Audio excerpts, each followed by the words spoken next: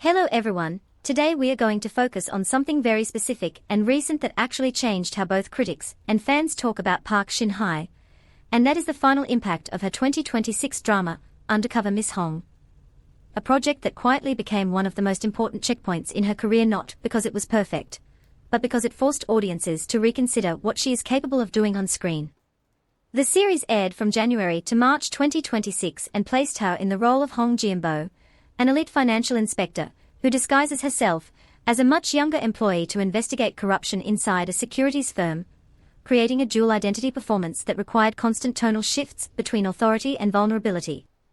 What made this role unusually demanding is that it required her to act in two different ages simultaneously, not through makeup or visual tricks, but through behavioral contrast, switching between a confident professional and a deliberately inexperienced junior worker.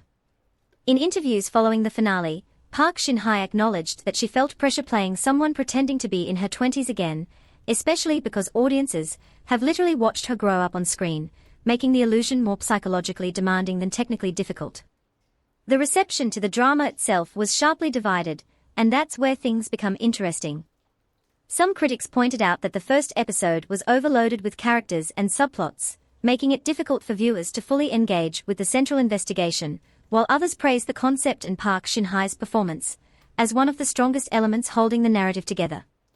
At the same time, the finale reached strong ratings and delivered a clear good versus evil resolution that many viewers found satisfying, which created a split dynamic where the drama itself was debated, but her performance was consistently highlighted as a success.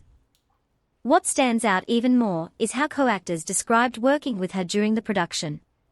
One of her colleagues mentioned that acting alongside Park Shin-hye naturally created a melodramatic emotional tone, suggesting that her presence alone shapes the emotional rhythm of a scene, which is something you cannot easily teach or replicate.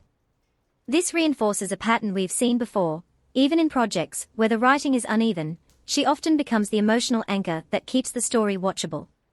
So when we analyze Undercover Miss Hong, it's not just another drama in her filmography, it's a stress test of her adaptability, showing that she can carry complex, layered characters even in structurally flawed narratives. And the real question now is whether she will continue choosing roles that challenge her in this way, or return to safer territory after proving she can go further.